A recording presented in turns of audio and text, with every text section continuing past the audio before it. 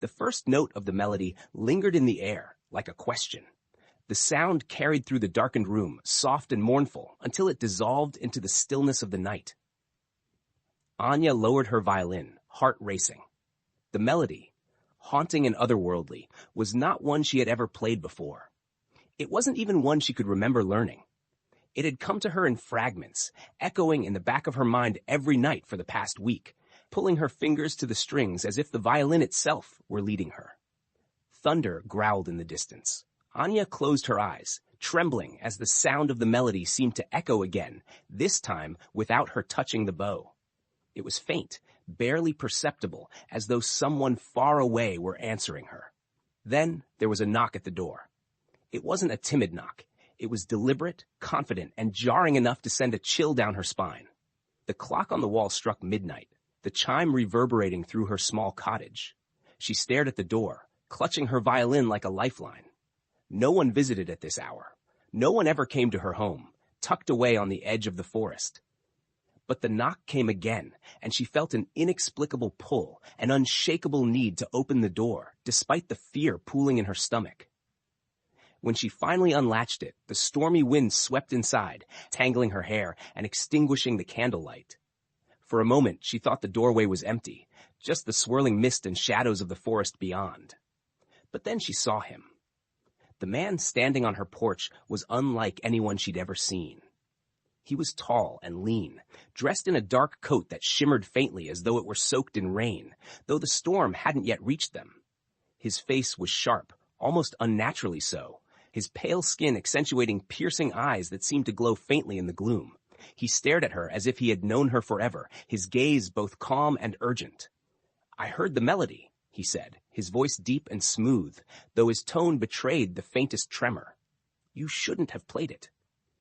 Anya's voice caught in her throat. "Who are you?" "My name is Kian." He stepped forward, and she instinctively backed away, but his eyes held hers with a magnetic intensity. "You've woken something, Anya, something that should have stayed buried." "How do you know my name?" she whispered, gripping the violin tighter. Kian tilted his head slightly, his expression unreadable. "Because I've been waiting for you." The next morning, Anya's mind raced as she replayed the events of the night. Kian hadn't explained much before disappearing into the forest. His words had been cryptic, his warnings dire. "The forest listens," he had said, "and now it knows your song." What that meant, she didn't know. But the way he looked at her, as though he were afraid for her and of her at the same time, made her skin crawl. But the melody lingered in her head. She couldn't stop playing it. Each time she tried to resist, her hands moved of their own accord, drawing out the mournful tune as though her soul itself demanded it. Strange things began happening. Her reflection in the mirror no longer felt like her own. It moved a fraction of a second too late, the eyes staring back at her filled with something alien and unfamiliar. When she tried to ignore it, she could hear faint whispers, her own name, spoken in a voice that wasn't hers, echoing in her ears. At night, shadows shifted in the corners of her vision, shapes that moved even when the rest of the room was still. And the forest that bordered her home, no longer felt like just trees and earth. It breathed. It watched. Kian returned often after that first night, always lingering at the edge of her property as though he were afraid to step too close.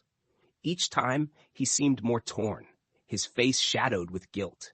Yet there was something in the way he looked at her, an unspoken connection that made her hesitate whenever she thought to send him away.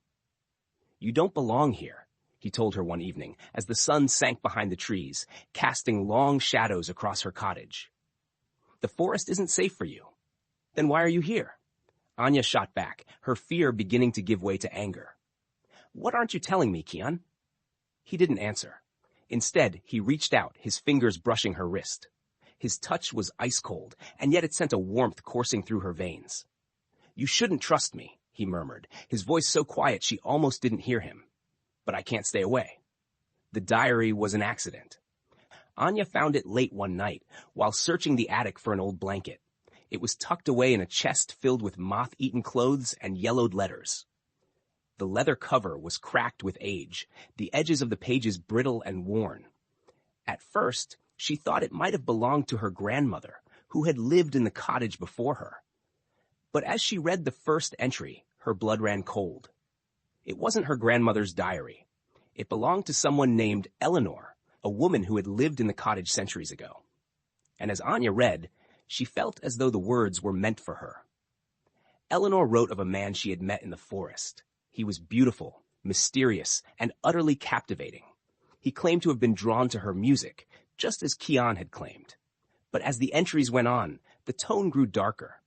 Eleanor wrote of strange occurrences, of shadows that whispered her name, and reflections that didn't belong to her. And then, finally, of betrayal. The last entry was dated the night Eleanor disappeared. It ended with the words, "He will come for her next." Anya's hands shook as she closed the diary. She didn't need to ask who he was. The truth was already forming in her mind like a storm cloud. Kian wasn't just tied to the curse. He was its source. The next time Kian came to her, she confronted him. The words spilled out of her before she could stop them. The diary, the curse, the melody that had started everything. His face darkened as she spoke, his eyes burning with a mix of anguish and something colder, something predatory. "It wasn't supposed to be you," he said finally, his voice hollow. "What do you mean?" she demanded. "What aren't you telling me, Kian?" He turned away, running a hand through his dark hair. For a moment, he looked less like the enigmatic figure she had come to know and more like a man haunted by his own demons. "The curse binds me to the forest," he said. "I can't leave it, and I can't stop it." "But you, don't," she interrupted, stepping closer. "Don't lie to me again. Did you betray her, Eleanor? Did you kill her?" His silence was answer enough. Anya's chest tightened, tears burning at the corners of her eyes. "Why? Why would you do this to her, to me?" "I didn't have a choice," Kian snapped, his voice breaking. "The forest takes what it wants. It always has. And now it wants you." As the storm rolled in that night, Anya knew there was no turning back. The forest was alive, pulsing with an ancient hunger, and Kian, whether victim or monster, was tied to its dark heart. The melody echoed in her mind, louder than ever, as she stepped into the trees, clutching the violin that had started it all. Somewhere deep in the forest, the truth awaited her. The love that had drawn her and Kian together was real, but so was the horror lurking beneath it. Would she save him, even if it meant losing herself? Or was she walking willingly into the arms of her own destruction? As the first tendrils of mist curled around her ankles, Anya realized she no longer had a choice. The forest had already claimed her.